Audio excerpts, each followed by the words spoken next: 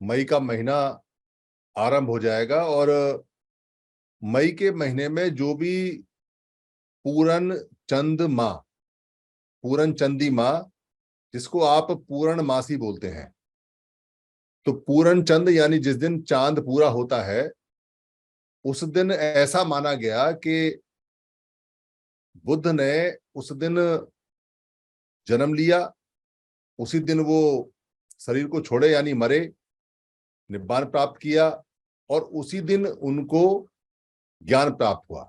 यानी कि जो उनको पूरा का पूरा धम्म का ज्ञान जो बताया जाता है वो उसी दिन प्राप्त हुआ। तीनों काम उन्होंने पूरन चंद माह यानी जब चांद पूरा था, और वैसाख में, मई के महीने में, मई तो बाद में बोलने लगे, इसको वैसाख बोला करते थे, तो पूरी दुनिया में इसको वैसाख पूर्णिमा के नाम से या वैसाख फुल मून के नाम से मनाया जाता है। और ये पूरी दुनिया का सबसे बड़ा फेस्टिवल है। और इसको पूरी दुनिया में जहां बुद्धिस्ट कंट्री हैं, क्योंकि ओरिजिनल बुद्धिस्ट कंट्री तो ये भारत और महाभारत ही है। पुराना जो भारत रहा है जिसको महाभारत बोलते थे, ईरान से लेके जो आज का अफगानिस्तान है, पाकिस्तान है, नेपाल है, भूटान है, वर्मा है, और ये जो श्रीलंका है, इसे लगते हुए जितने भी क्षेत्र हैं, ये सारे के सारे जब महाभारत में होते थे तो उस समय सारा का सारा महाभारत यहाँ बुद्ध के आभा से ओतप्रोत होता था, इसलिए इसको आभारत या बुद्ध की आभारत या खाली भारत बोला करते थे। तो सबसे बड़ा दुनिया का फेस्टिवल है और सबसे ज्यादा शांति से मनाया जाने वाला फेस्टिवल है, और शांति के लिए ही सारा सारा फेस्टिवल ये होता है। तो ये फेस्टिवल इस बार 5 मई को पड़ रहा है। पर इस अगर फेस्टिवल का आप देखेंगे, ये जो उत्सव आता है, क्योंकि बुद्ध के जन्म के बाद, बुद्ध के धम्म के बाद, बुद्ध के ज्ञान के बाद, बुद्ध के निब्बान के बाद ये आरंभ हुआ, उससे पहले दुनिया में कहीं था नहीं। सारे फेस्टिवल ऐसे ही आरंभ होते हैं, कोई व्यक्ति होता है, कोई खास घटना होती है, कोई भौगोलिक खास घटना होती है, कोई ऐतिहासिक खास घटना होती है, कोई राजा महाराजा होता है, वो जीतता है या हारता है या मरता है, जन्म लेता है, तब कोई खास घटना होती है, कोई देश आजाद होता है या अपना संविधान बनाता है, उस दिन कोई खास घटना होती है, या कोई नियम बनाता है, उस दिन कोई खास घटना होती है। सारी घटनाएं, सारी चीजें इन्हीं से चलती है। पर भारत में जो सबसे ज्यादा उत्सव मनते थे वो मनते थे कृषि प्रधान किस्सक के, यानी खेत के हल चलाने के, बोने के, फूल आने के, फल आने के, जड़ आने के, आंधी आने के, तूफान आने के, इनके सबसे ज्यादा उत्सव यहाँ मनाए जाते रहे हैं। तो पूरे भारत के अंदर जो 5 मई का जो फेस्टिवल है या उत्सव है, उसका एक नाम दिया गया बौद्ध पूर्णिमा, बुद्ध पूर्णिमा। ये जो बुद्ध पूर्णिमा नाम दिया गया है, ये नाम दरअसल असली नाम नहीं है। असली नाम इसलिए नहीं है क्योंकि बुद्ध पहले भी बहुत सारे हुए हैं। अगर बुद्ध पहले भी बहुत सारे हुए हैं और जैसा किताबों में लिखा हुआ है, और बुद्ध ने भी बताया जैसा किताबों में लिखा हुआ है कि उनसे पहले भी बहुत सारे 24 करीब बुद्ध रहे हैं, कोई 26 बताता है, कोई 24 बताता है, एक किताब में 24 हैं। तो अगर 24 बुद्ध पहले रहे हैं तो बुद्ध पूर्णिमा बुद्ध के समय भी मनाई जानी चाहिए थी, बुद्ध पूर्णिमा बुद्ध के समय भी आनी चाहिए थी, और 24 आनी चाहिए थी क्योंकि 24 बुद्ध रहे हैं तो 24 बुद्ध पूर्णिमा होती, या जहां बुद्ध ने जन्म लिया या मरण लिया तब आती। पर बुद्ध के साहित्य में या बुद्ध के समय या श्रमणों के समय या श्रमण संघ के समय कोई भी ऐसी जानकारी नहीं है कि जब कभी बुद्ध ने या सिद्धार्थ गौतम ने या शुद्धोधन ने या अमितोदन ने या देवदत्त ने या वहां के लोगों ने या मल्ल ने या शाक्य ने या जो भी 16 महाजनपद में लोग रहे, उन्होंने कहीं कोई बुद्ध पूर्णिमा मनाई हो या बुद्ध पूरन चंद्रिमा मनाई हो। इसका मतलब ये जो बुद्ध पूर्णिमा का फेस्टिवल है ये अभी का है, बुद्ध के बाद का है। तो बुद्ध ने तो कहा नहीं कि उनके नाम का फेस्टिवल मनाना चाहिए। वैसे भी जो बुद्ध हैं वो ज्ञान के प्रतीक होते हैं और व्यक्तिवाद से दूर होते हैं।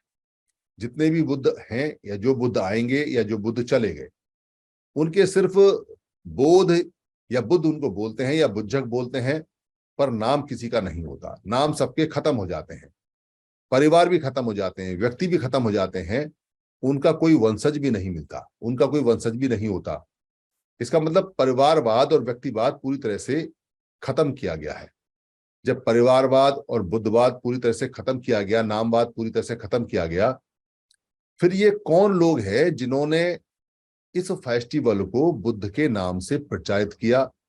बुद्ध की स्टैचू भी बना दी, बुद्ध के चित्र भी बना दिए, और बुद्ध की शरीर का वर्णन करने लगे, बुद्ध के चेहरे का वर्णन करने लगे, बुद्ध की जो रहने का, खाने पीने का खूब वर्णन करने लगे, कथा कहानियों में बना दिया।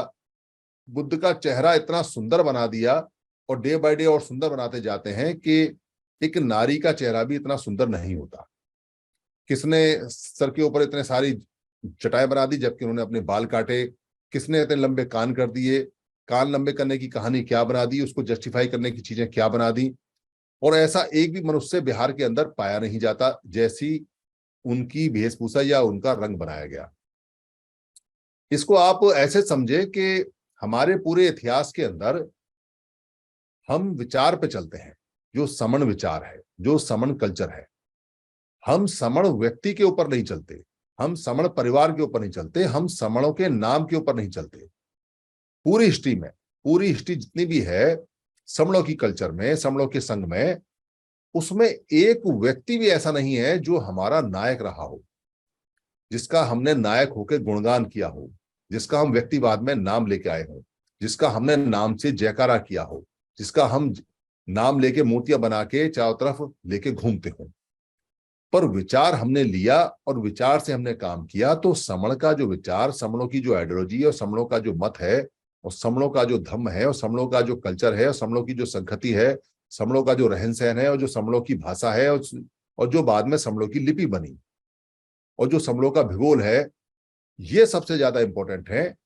समण व्यक्ति इंपॉर्टेंट नहीं है, वो मुख्य नहीं है हमारे लिए। पर यहां आप देखोगे कि यहां बुद्ध की स्तुति, बुद्ध का गान, बुद्ध की चाल, बुद्ध की ढाल, बुद्ध का जो रूप रंग है, बुद्ध के कान, बुद्ध के बाल, बुद्ध की आंख, इन सबका जिक्र बहुत बुरी तरह से मिलता है।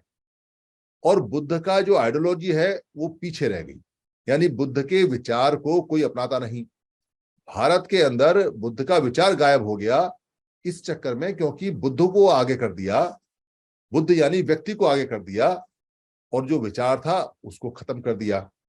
ये बात बिल्कुल स्पष्ट है कि अगर किसी के विचार को खत्म करना हो, उस विचार वाले व्यक्ति को आगे बढ़ाइए, और उस व्यक्ति को इतना आगे बढ़ाइए, इतना आगे बढ़ाइए कि लोग उस व्यक्ति की पूजा करनी शुरू कर दें, उसके फोटो लगाने शुरू कर दें, उसकी वाहवाह करनी शुरू कर दें, और तो और उसके मरने के बाद भी उसके गुणगान करें और उसके नाम पे सारे काम करें। यानी कि मर भी जाए व्यक्ति तो भी पीछा नहीं छोड़ना, उससे उसका विचार कभी पनप नहीं सकता, बढ़ नहीं सकता। वो विचार हमेशा पौधा रहेगा, या वहीं का वहीं बीज सड़ जाएगा, मर जाएगा। यही कारण रहा कि बुद्ध के जो विचार थे भारत से गायब हो गए, और बुद्ध की जो आइडियोलॉजी और विचार थे, यानी बुद्ध के विचार समणों के विचार, समण धम्म, समणों की आइडियोलॉजी, यहां तक कि समण का नाम भी गायब हो गया भारत से, और पूरी दुनिया में समणों की आइडियोलॉजी चलती है। बुद्ध को समण बोलते हैं, समण धम्म बोलते हैं, और जितने भी लोग वहां जो नाम देते हैं, समणा, समणी, समणो, सामनेर, ये जो से बनने वाले शब्द हैं, सम से बनने वाले शब्द 60-70 कम से कम मिलते हैं। और अगर इसको समा कर दें, समो कर दें, समूह कर दें, तो ये सैकड़ों में पहुंच जाते हैं। पर वम वाले जो शब्द हैं वो 3-4 है, वमथु है, वमती है, वम्मण है, बस ये 3-4 शब्द पे आके अटक जाते हैं। इससे ये बात स्पष्ट हो जाती है कि समणों की जो कल्चर है वो बहुत रिच है, समणों की सब चीज मिलेगी आपको। पर वमन लोगों की कोई कल्चर नहीं है, वमन लोगों की कोई संस्कृति नहीं है, वमन लोगों का वमन धम्म भी नहीं है पूरे पाली में, पर समण धम्म है। तो समण धम्म है, समण कल्चर है, समण संस्कृति है, समण रहन सहन है, समण लोग हैं, समण इतिहास है, समण भाषा है, और समण आज के समय लिपि भी है, जिसको देवनागरी बोलते हैं, या जो धम्म लिपि होती थी पहले, वो ये सारी सारी समणों की देन है, और समणों की सारी चीजें लगातार मिलती हैं। तो ये बात स्पष्ट हो जाती है कि समणों की जो धम्म है, या समणों की जो संस्कृति है, या जो समणों की कल्चर है, उसकी समाप्ति का जो सबसे बड़ा कारण रहा है, वो ये रहा है कि हमने समण बुद्ध को खूब चारों तरफ से सर पे ले लेके मूर्तियां बना बनाकर खूब गुणगान किया, और गुणगान कराने वाले का हमें पता नहीं चला। जिसने बुद्ध का हमसे गुणगान करवाया उसने खुद भी बुद्ध का गुणगान किया, और उसने बुद्ध को अपने यहां सबसे ऊपर स्थापित किया, उसको अपने कल्चर में स्थापित करके बड़ा मान सम्मान दिया मरने के बाद। पहले नहीं, मरने के बाद, मरने के भी 500 600 700 800 साल बाद। और वो जो गुणगान उसने किया, उस गुणगान में उसको ऊपर रखा, पर उसने माना नहीं, आइडियोलॉजी नहीं मानी, क्योंकि आइडियोलॉजी उसके लिए वम है, उसके लिए वमन है, उसके लिए वमती है, उसके लिए वमतु है, उसके लिए वमत है, उल्टी है। उसकी आइडियोलॉजी, उसका विचार बुद्ध के विचार से, बुद्ध की आइडियोलॉजी से, यानी समण आइडियोलॉजी से, समण धम्म से, समण विचार से बिल्कुल विपरीत है, उल्टा है। क्योंकि वो वमन कल्चर के लोग हैं, पर वमन धम्म नहीं है कहीं। वमन कल्चर तो है पर वमन धम्म नहीं है। आज तक भी वमन धम्म कहीं नहीं है, समण धम्म ही है। तो स्थापित अपने यहाँ किया, उसका खूब गुणगान किया, उसका पूजा कराया, उसका टीका लगाया, उसका सारे काम किए, और अपना उसको मत भी दे दिया कि ये हमारे मत का व्यक्ति है। यानी कि यहां तक भी कर दिया कि ये आप में से नहीं है, यानी समणों में से नहीं है, ये तो महापंडित है, ये तो वमणों में से है। हालांकि बुद्ध ने बहुत सारी बातें दूरदृष्टि के साथ देखते हुए उस समय मना की, पर हमारे लोग नहीं समझ पाए। उन्होंने ये बिल्कुल स्पष्ट कहा था कि मैं जो बता रहा हूं वो लोक भाषा में रहेगा। लोक भाषा मतलब लोगों की भाषा, यानी लोग जिस भाषा में बात करते हैं उसमें रहेगा, और ये कभी नहीं बदला जाएगा। इसको जितने भी बुद्ध के जानकार हैं, या जो बुद्ध को मानते हैं, या जो बुद्ध की बातें करते हैं, वो सभी लोग बार बार बताते हैं अपने लेक्चर में, बार बार बताएंगे कि बुद्ध ने साफ साफ मना किया था कि जो मैं बताता हूं उसको आगे आपने बताना है, क्योंकि अक्षर तो उस समय तक बने नहीं थे, शब्द नहीं बने थे उस समय तक, तो लिखने का तो कहीं बात थी नहीं, सिर्फ बोलकर और याद करके बताया जाता था। तो बोलकर और याद करके जब बताया जा रहा है तो उसमें भी बुद्ध ने साफ मना कर दिया कि किसी भी हालत में इस भाषा से जो मैं बता रहा हूं, जो लोक भाषा है जिसको सारे लोग जानते हैं, उस भाषा के अलावा किसी और भाषा में मेरी बात को नहीं बताया जाएगा, मेरे वचनों को नहीं बताया जाएगा। और उनकी आंख क्या बंद हुई, वो जो जिसको हम आज पाली भाषा कहते हैं, उस समय पाली नाम नहीं था इसका। उस समय अशोकी भाषा रहा होगा, धम की भाषा रहा होगा, मगध की भाषा रहा होगा, मगधी रहा होगा, कोई और नाम रहा होगा, प्राकृतिक भाषा भी रहा होगा, नेचुरल भाषा भी रहा होगा, पक्ति भाषा रहा होगा, पर पाली नहीं था। तो वो जो भाषा थी लोगों की, तो लोग उसमें बातचीत किया करते थे, लोकोक्ति हुआ करती थी, लोगों की उक्तियां आती थी, लोग अपने वक्तव्य देते थे, तो लोक वक्तव्य होते थे, लोक उक्तियां आती थी, लोक भाषा होती थी। उसमें सारी बातें बुद्ध ने बताई, और उसी ने कहा ये चलता रहा। पर बाद में बुद्ध को समाप्त करने के लिए उन्होंने, या समण धम्म को समाप्त करने के लिए सबसे पहले उसको खत्म किया जो उसका सार था। और सार था जो बुद्ध ने बातें बताई, जो समण धम्म की बातें थी। क्योंकि जो बुद्ध ने बातें बताई वो समण धम्म था, और समण धम्म की बातें उन्होंने समण की जो भाषा थी उसमें बताई, तो उन्होंने उसको चेंज किया। और चेंज करने में क्या चेंज करेगा कोई आदमी? बाहर से जो आदमी आता है उसके पास में उसकी कल्चर, उसके शब्द होते हैं, उसके अक्षर होते हैं, उसके जो वर्ड्स होते हैं, तो अपने शब्दों को उसने इसमें मिलाया, और अपने शब्दों को मिलाकर इस भाषा को मॉडिफाइड किया, संस्कारित किया, अपनी भाषा में, हमारी भाषा में संस्कारित किया, और अपनी भाषा में संस्कारित किया। और संस्कारित करने के बाद में इसको नाम भी संस्कृत ही बोला। क्या इसने चेंज किए? वहां से जो वो लेके आया था, तो वो शय शब्द का ज्यादा इस्तेमाल करता था, आधे रह का ज्यादा इस्तेमाल करता था, जो दो मात्राएं थी उनका इस्तेमाल करता था, जो त्रय है, जो गय है, जो श्रेय है, जो श्री है, ये शब्दों का इस्तेमाल ज्यादा करते थे वो लोग।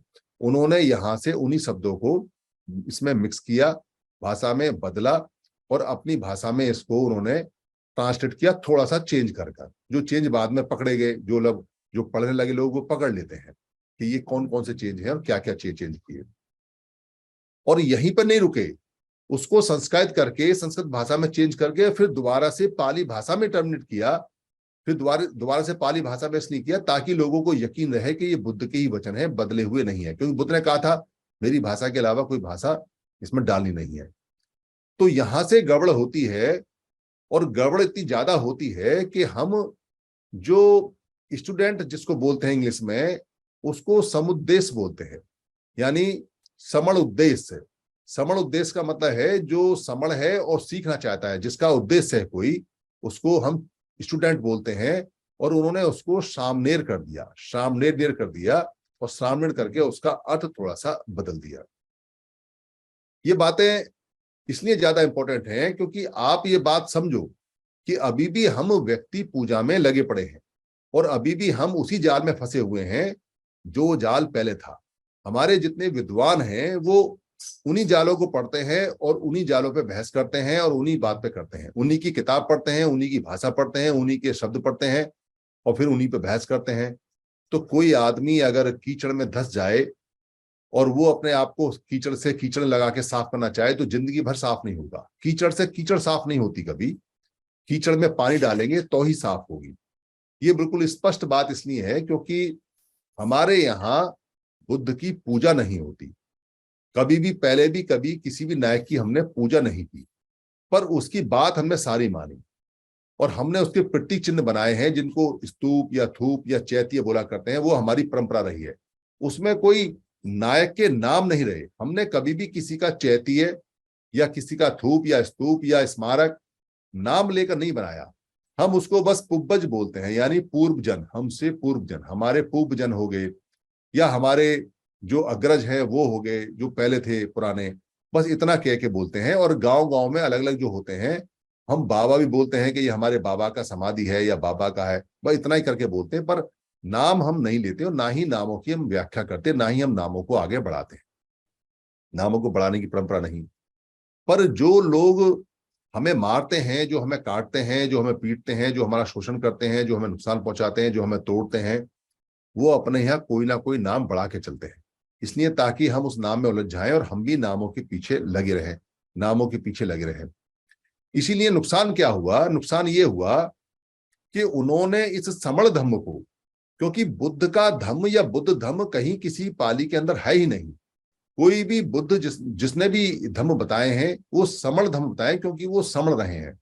समण कल्चर रही है, समण हमारी भाषा रही है, समण हमारा संखति रही है, समण हमारा रहन सहन रहा है। हम समण हैं, समणा है, समणी है, तो हमारा जो धम्म है, जो मत है, वो भी समण है। ये स्पष्ट इसलिए हो जाता है क्योंकि अगर आप कहीं भी जाओगे तो आप जैसे लोग होंगे और जो उनकी पद्धति और मत होगी, उनके उसी नाम से जाने जाते हैं जो उनका नाम होता है। तो हम बौद्ध तो थे नहीं, हम बुद्ध तो थे नहीं, तो बुद्ध और बौद्ध नहीं थे, और बुद्ध जो थे वो भी समण थे। इसलिए उन्होंने सारी कल्चर जो बताई वो समणों के धम्म की बताई। तो पाली में नाम मिलता है हमको समण धम्म, बौद्ध धम्म या बुद्ध धम्म नहीं मिलता। पर हम यहाँ बुद्ध के नाम से उसको प्रचारित करते हैं। अब इसका नुकसान क्या होता है और इसका फायदा क्या होता है?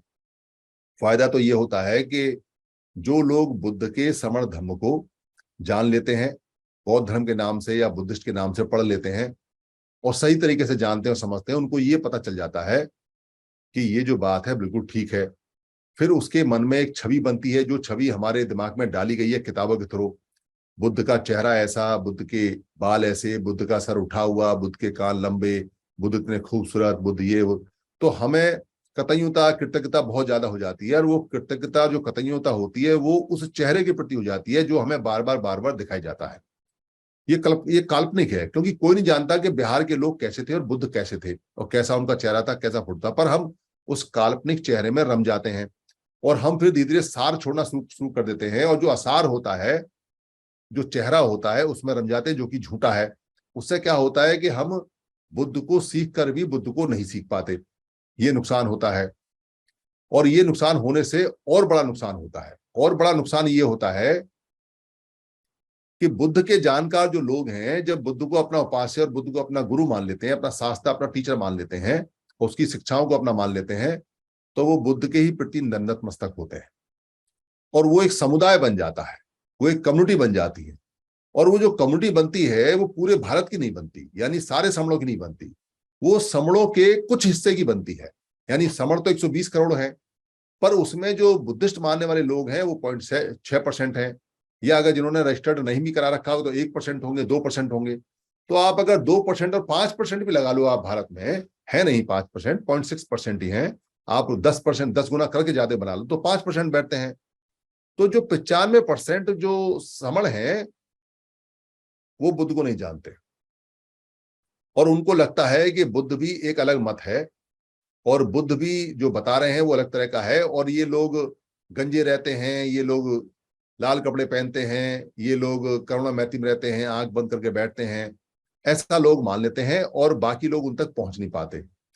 तो समण धम्म यानी कि जो बुद्ध ने समण धम्म दिया है वो बहुत छोटा हो जाता है, और छोटा होने से नुकसान ये होता है कि वो लोग एक समुदाय में कैद हो जाते हैं और वो एक कम्युनिटी और कास्ट जैसा व्यवहार करते हैं।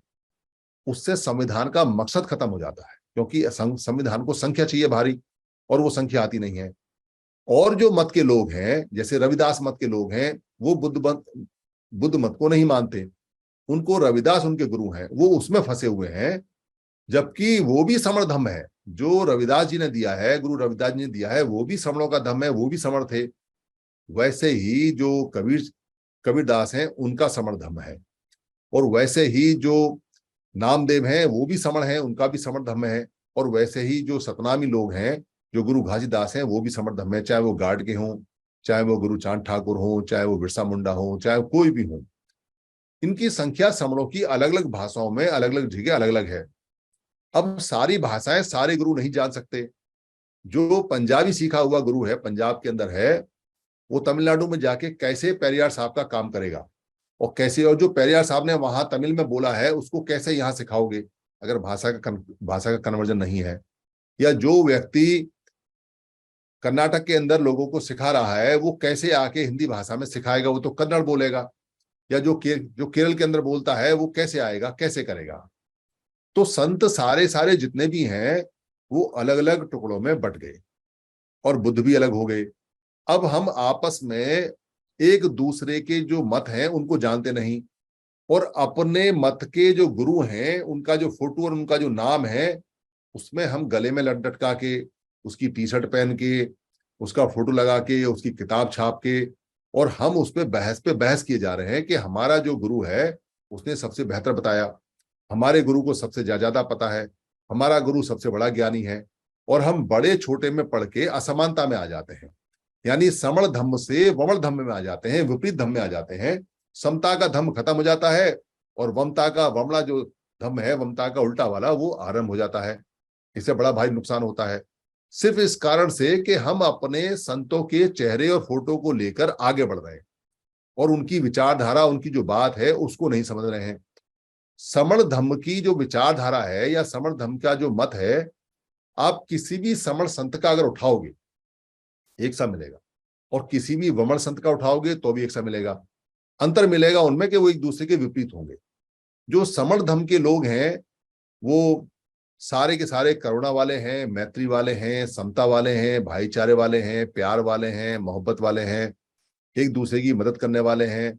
उनके अंदर कोई लालच नहीं, वो पैसे को कोई प्रायोरिटी देते नहीं, वो मनुष्य को प्रायोरिटी देते हैं, उनके लिए मानवता श्रेष्ठ है, और वो बहुत मिलजुल कर रहते हैं। ये समण धम्म की पहचान है। और जितने भी संत हैं जिनका हम नाम लेके चलते हैं वो सारे भी यही बात कहते हैं।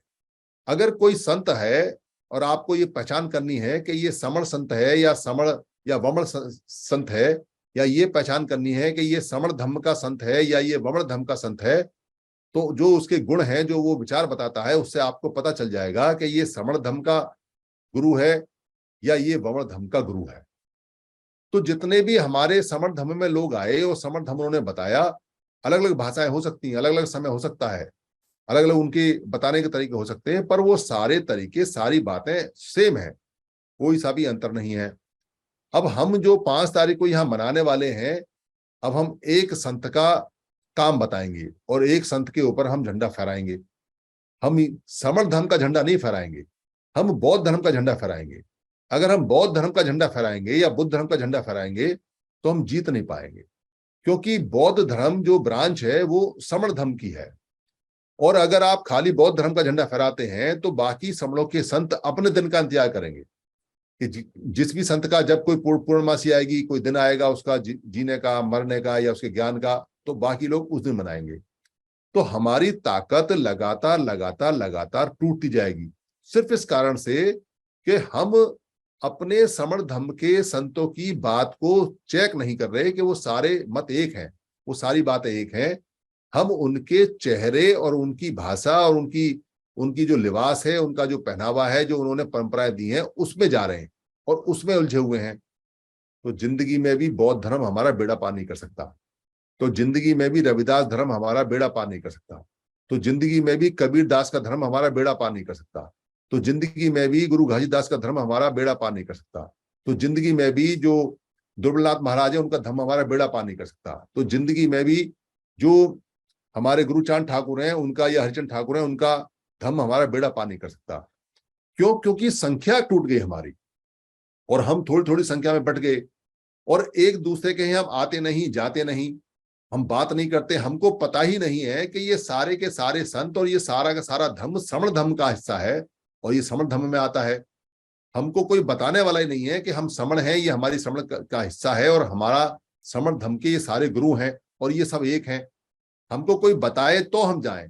हम कहीं जाते हैं तो डरे डरे से रहते हैं, अरे हम तो फलाने संत को मानने वाले हैं और फलानी चीजों को मानने वाले हैं और ये दूसरा है, पता नहीं क्या सोचेगा क्या नहीं, हमें उसकी जानकारी नहीं और पता नहीं, और हम पूछने की कोशिश भी नहीं करते। और वहां भी जो भाषण करते हैं लोग, वो कैसे कैसे भाषण करते हैं कि आपके सर में अगर आप समझदार हैं तो दर्द होना शुरू हो जाएगा। वो अपने गुरु की जो काल्पनिक कथाएं जो बनाई हुई हैं उनको सुनाएंगे, वो अपने गुरु का वेशभूषा के बारे में सुनाएंगे, वो अपने जो गुरु हैं उनके कोई ऐसे काम जो चमत्कार वाले वो सुनाएंगे और उसको बढ़ चढ़ के सुनाएंगे।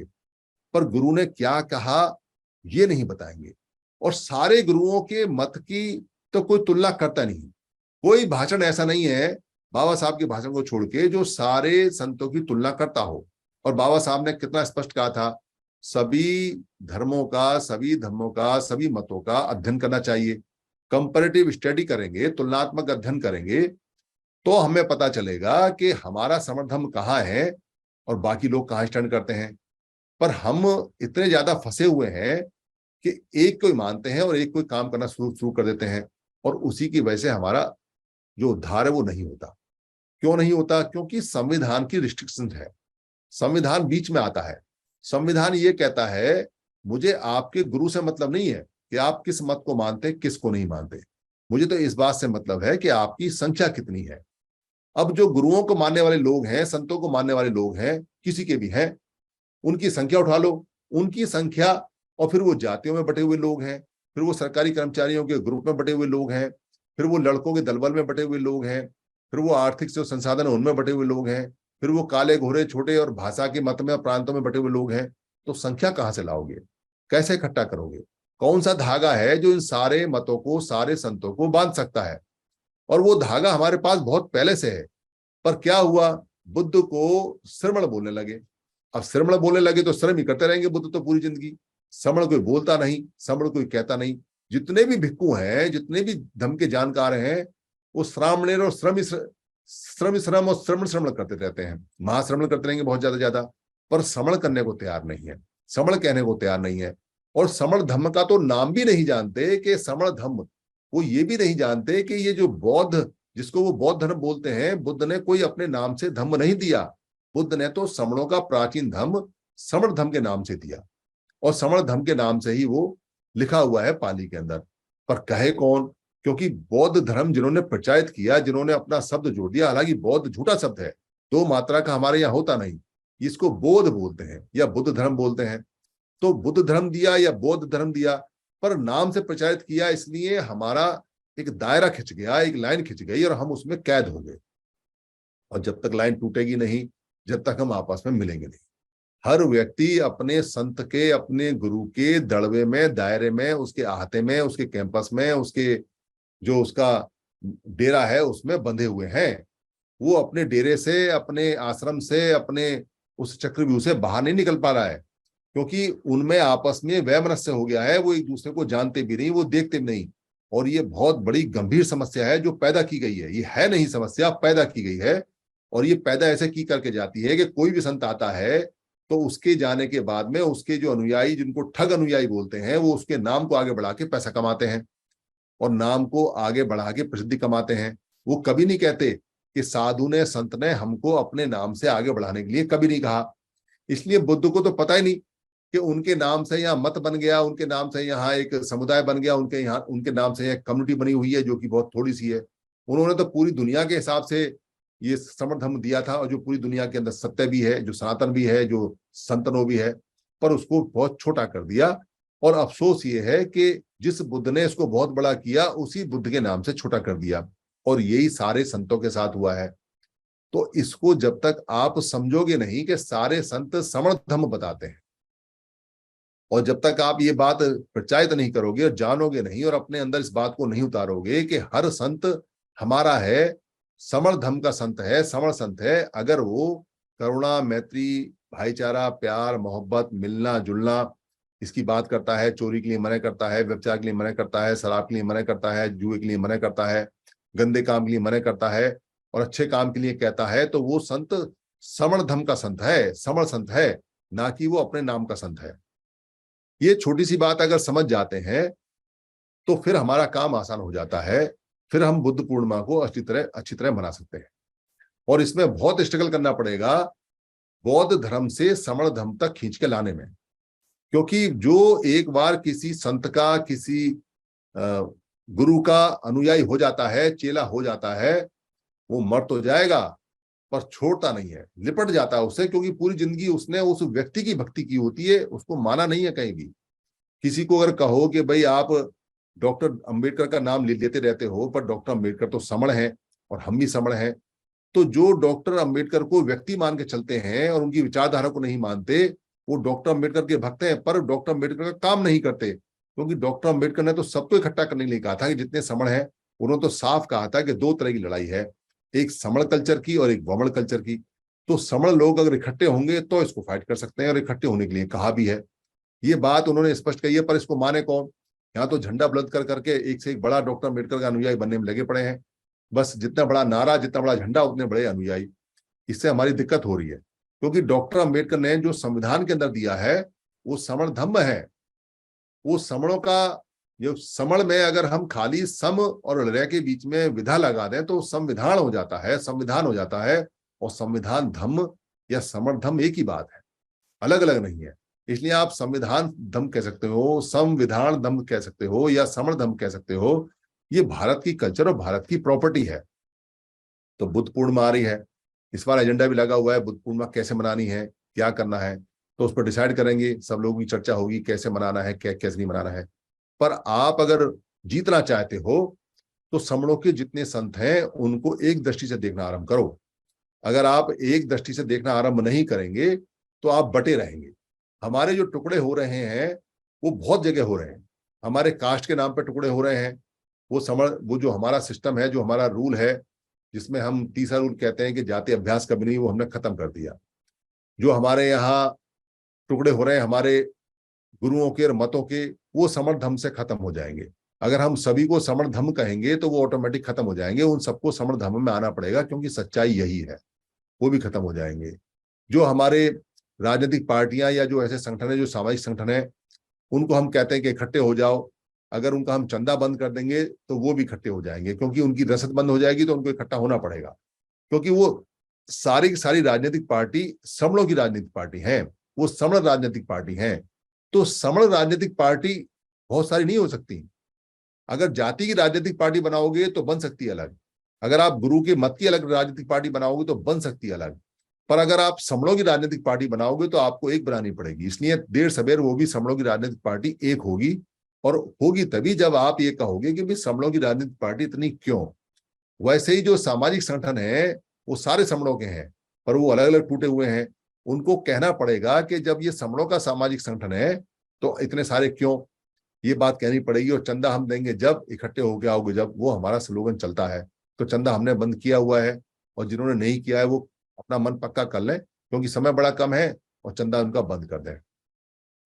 ये सारी बातें हम इसलिए बता रहे हैं बार बार, क्योंकि हमें एक परेशानी है, और वो परेशानी कोई छोटी मोटी नहीं है। परेशानी हमारी ये है कि हम एजुकेशन के हिसाब से सबसे नीचे हैं।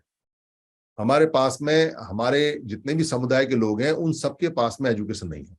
अगर भारत में परसेंटेज लगाई जाए तो कुछ गिने चुने लोग हैं जो उच्च यानी हायर एजुकेशन में है, या थोड़े बहुत अक्षर ज्ञान में है, बाकी सब अनपढ़ है। और जो दूसरा समुदाय है उनके सभी बच्चे पढ़े हुए हैं, ऊंची ऊंची शिक्षाएं ले रहे हैं, विदेशों में जाके पढ़ रहे हैं। तो हम एजुकेशन के मामले में सबसे नीचे हैं। हम पैसों के मामले में, आर्थिक मामले में सबसे नीचे हैं। हमारी आय नहीं है, हमारे जो बच्चे हैं वो बेरोजगार हैं, वो गरीब हैं, उनके पास कुछ नहीं है और उनको कमाने का कहीं कोई जरिया भी नहीं है।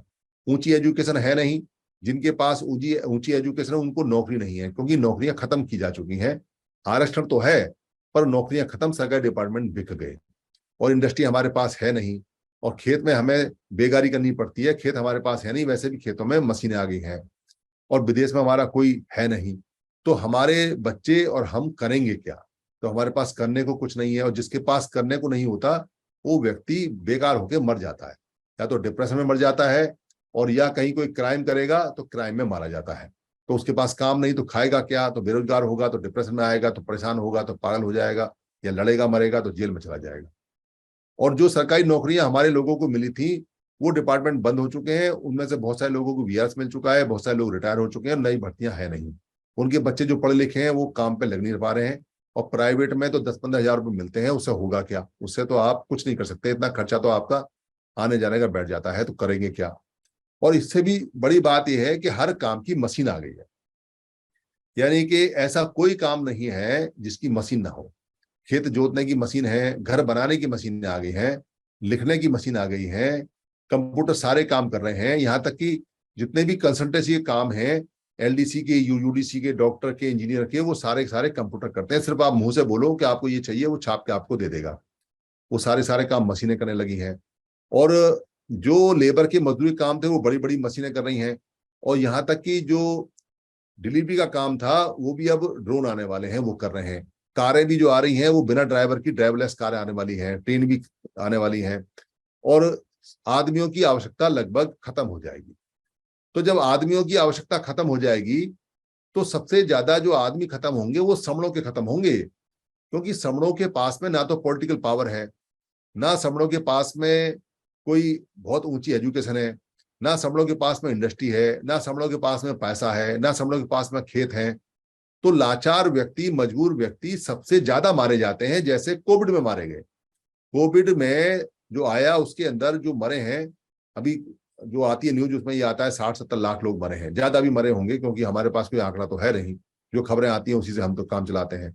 तो 60-70 लाख लोग मरने का अनुमान बता रहे हैं। तो 60-70 लाख लोगों में वो लोग मरे जिनके पास ना तो जानकारी थी कि कौन सी दवाई लेनी है, ना जिनके पास टेलीफोन कंप्यूटर थे जो जानकारी ले सकें कि क्या चीज आ रही है, कैसे बचना है, ना जिनका रिश्तेदार कोई डॉक्टर था जो उन्हें बचा सके, ना जिनके पास दवाई के पैसे थे अगर दवाई भी हो, ना जिनके पास में हॉस्पिटल में जाने की अप्रोच थी, जिनके पास में कोई साधन, कोई जानकारी नहीं, जो मजबूर थे, गरीब थे, वो अधिकतर समर्थ थे और वो मारे गए। सैकड़ों लाखों की तादाद में मारे गए। ये तो एक महामारी है, उसमें मारे गए। पर जो अभी चल रही है वो परमानेंट महामारी है, और वो महामारी है काम ना मिलने की। यानी कि काम ही नहीं मिलेगा, काम होगा ही नहीं तो मिलेगा कहां से? तो उससे बचने के लिए क्या उपाय किया जाए? जो लोग सोचते हैं कि राजनीति हमारा उपाय है और राजनीति से हम बच सकते हैं, तो राजनीति की सीटें हमेशा फुल रही हैं 70 साल में। कोई भी एक भी सीट खाली नहीं रही है, चाहे वो काउंसलर की है, चाहे एमएलए की है, चाहे एमपी की है, चाहे राज्यसभा की है, चाहे एमएलसी की है। सारी सीटें राजनीति की भरी रही हैं जितना कोटे में आती हैं। एक भी सिंगल सीट खाली नहीं रही है। तो अगर राजनीति से भला होना होता तो सारी सीटें भरी होने के बावजूद भी हमारा राजनीति से कल्याण हो गया होता। इसलिए राजनीति से कल्याण नहीं होगा, ये बात दिमाग से निकाल दें। कोई कुछ भी बकता रहे कि ताला चाबी ताला चाबी ताला चाबी, वो ताले चाबी खूब लगा के देख लिए, कोई ताला नहीं खुलता, सब चाबी बेकार है, उसका कोई फायदा नहीं है। जो लोग सोचते हैं कि व्यापार करेंगे, व्यापार चलता नहीं है, और व्यापार के लिए बहुत पैसा चाहिए, कंपटीशन बड़ा हो गया है, बड़े मार्केट में प्लेयर आ गए हैं, बड़ी बड़ी कंपनी आ गई हैं, तो व्यापार कर नहीं सकते। और वैसे भी कास्ट वाले लोगों की, जिनकी छोटी कास्ट का ठप्पा लगा हुआ है, वो कारोबार में असफल हो जाते हैं, छोटे शहरों में, बड़े में कहीं कामयाबी हो जाए। तो ये सारी चीजें हमारी लगभग लगभग हम टेस्ट कर चुके हैं। जिन लड़कों ने दलबल बनाए हैं, कुछ लड़के वड़के इकट्ठे कर लिए हैं, वो भी क्या करेंगे?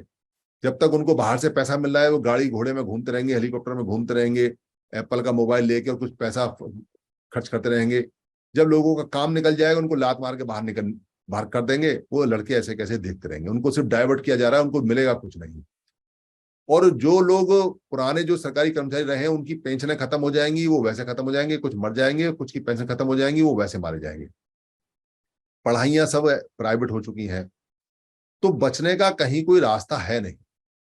और जब कोई रास्ता कहीं नहीं होता तो एक रास्ता जो बाबा साहब अम्बेडकर ने दिया और जो प्राचीन है, जो प्राचीनतम है और जो सबसे पहला है वो है कि अगर कमजोरी महसूस हो, कभी डर सा लगना लगे और घबराहट सी आने लगे और कोई रास्ता नाम ना मिले, तो सब इकट्ठे हो जाना चाहिए।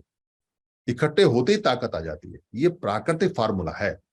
ये इतना प्राकृतिक फार्मूला है कि ये जीवों की तो बात छोड़ो, निर्जीव चीज भी अगर इकट्ठी हो जाती है तो ताकत आ जाती है। देखो, बांस को एक साथ इकट्ठा करोगे तो बांस लोहे का काम करता है, गट्ठर बन जाता है। अगर झाड़ू को इकट्ठा करोगे तो वो अच्छे अच्छों को साफ कर देती है। अगर पानी को इकट्ठा करोगे तो वो सैलाब बन जाता है। अगर हवा को इकट्ठा करोगे तो वो तूफान बन जाती है। अगर बिजली को इकट्ठा करोगे तो वो अच्छे अच्छों को मार देती है। यानी इकट्ठे होने में जो निर्जीव चीज है उनमें भी ताकत आ जाती है। और अगर जंगल में कहीं जा रहे हैं और सामने से एक शेर आ जाए और 5 लोग हैं और पांचों इकट्ठे हो जाएं, तो शेर भाग जाता है। ये प्राकृतिक नियम है, क्योंकि शेर को पता चल जाता है कि ये अब मुझसे बड़े हो गए।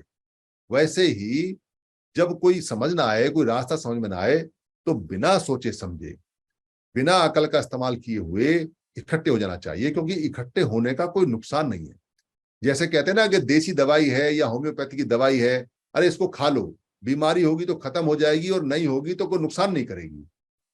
वैसे ही संघ वो दवाई है कि इसको खा लो, इसको सोचो मत, विचारो मत, क्योंकि सोचने विचारने का समय नहीं है। इकट्ठे होने का कोई नुकसान नहीं है। कोई कह सकता है समर संघ तो चंदा मांगेगा, अगर इकट्ठे होंगे जाएंगे, तो वो भी नहीं है, क्योंकि समर संघ में चंदा लिया नहीं जाता। समर संघ का कोई मालिक नहीं है। समर संघ का मालिक खुद समर संघ है। समर संघ कभी राजनीति में नहीं जाएगा। समर संघ इतना जबरदस्त है कि इसके अंदर मंच, माला, पद, पोस्ट है ही नहीं। और व्यक्ति तो इसमें कभी जिंदगी में पैदा होगा नहीं। क्यों नहीं होगा? क्योंकि व्यक्ति के पैदा होने से हम खत्म हुए हैं। जब भी हमने अपने महापुरुष को, उसकी शकल को आगे बढ़ाया है, उसको पूजना शुरू किया है, हम खत्म हो गए। हम प्रकृति पूजक थे। हम आसमान को मानने वाले थे, आग को मानने वाले थे, हम झरने को मानने वाले थे, तालाब को मानने वाले थे, खेत को मानने वाले थे, जानवर को मानने वाले थे, हवा को मानने वाले थे, सूरज को मानने वाले थे, चांद को मानने वाले थे, समुद्र को मानने वाले थे, नदी को मानने वाले थे, बर्फ को मानने वाले थे। हम व्यक्ति की मान्यता कभी नहीं रही। पूरी हिस्ट्री में एक व्यक्ति नहीं जो हमारा नायक रहा हो। ये नायक पूजा, 2-4 नायक जो अभी डेवलप हुए हैं, ये हमारे हाथ में करके दिए गए हैं। हम विचार पूजक रहे हैं। हम जो मत है, जो हमारे महापुरुषों ने जो श्रमण धम्म बताया है, ये बड़ा विशाल है। ये सारे महापुरुष श्रमण धम्म की पैदाइश है। और इसमें जो इसको कंप्लीट किया श्रमण धम्म को, क्योंकि श्रमण धम्म जो पहले होता था वो प्राकृतिक रूप से प्राकृतिक चीजों में होता था, पर मनुष्य के अंदर क्या क्या धम्म काम करता है ये बुद्ध ने बताया। तो प्राकृतिक चीजें, जो बाहर की जो फिजिकल चीजें थी और जो शरीर के अंदर जो मन और मस्तिष्क था, बॉडी थी, इन सबका कंप्लीट करके बुद्ध ने इसको कंप्लीट कर दिया। पूरी दुनिया में एक श्रमण धम्म ही ऐसा है जो आज तक कंप्लीट है। और पूरी दुनिया इसको इसलिए मानती है क्योंकि ये कंप्लीट है। इसमें कोई चीज ऐसी नहीं छूटी जिसका जवाब ना हो, या जिसका सवाल जवाब ना किया हो, या जिसका आंसर इसमें ना मिलता हो। इसलिए पूरी दुनिया इसको मानती है। पर हम लोगों ने अपने ही श्रमण संतों को, श्रमण महापुरुषों को टुकड़ों में तोड़ दिया। वो गलती को ठीक कर लेना चाहिए। वो गलती अगर हम ठीक कर लेंगे तो हम बहुत जल्दी बच जाएंगे, क्योंकि हमारी मुसीबतें बहुत हैं और परेशानी बहुत है और हमारे बच्चे मारे जा रहे हैं। इसीलिए संघ में आना सबका अनिवार्य है और संघ में सबको आना चाहिए। और ये जो हमारा 5 तारीख का फेस्टिवल है, इसको समर धम्म के नाम से हमको मनाना चाहिए। समर धम्म, और समर धम्म में सारे सारे महापुरुष आते हैं। हमें महापुरुष को छोटा बड़ा नहीं करना चाहिए। गलती से भी हमको ये नहीं कहना चाहिए बुद्ध हमारे सबसे बड़े हैं, या रविदास हमारे सबसे बड़े हैं, या गरीबदास हमारे सबसे बड़े हैं, या हमारे जो गुरुचांद ठाकुर हैं वो सबसे बड़े हैं। संतों ने कभी भी आपस में अपने आप को छोटा बड़ा नहीं किया। आप मेरे को दुनिया का कोई संत बता दो जो ये कहता हो कि मैं बड़ा हूं और ये छोटा है। महावीर जैन और बुद्ध दोनों समकालीन थे, एक ही समय के थे, पर आपको सिंगल लाइन नहीं मिलेगी दोनों की तरफ से कहीं भी कभी महावीर जैन ने ये कहा हो कि बुद्ध से मैं बड़ा हूं या छोटा हूं, या बुद्ध ने कभी ये कहा हो। उनकी बहस भी नहीं मिलेगी, उनकी वार्तालाप भी नहीं मिलेगी। दोनों की अंडरस्टैंडिंग इतनी गजब की है, दोनों जानते थे और दोनों ही इतने बड़े तपस्वी थे, वो सार को समझ चुके थे, इसलिए उन्हें पता था कि मनुष्य क्या काम करता क्या नहीं। ये संतों की पहचान है। पर हम इतने मूर्ख हैं कि जो संत दुनिया में कभी नहीं लड़े, जिन संतों ने कभी अपने आप को छोटा बड़ा नहीं कहा, हम पैमाना लेके और फुटा लेके और टेप लेके उनको छोटा बड़ा नापते रहते हैं। मेरा संत 4 फुट ऊंचा, तेरा संत 11 फुट ऊंचा, मेरा संत 9 फुट ऊंचा।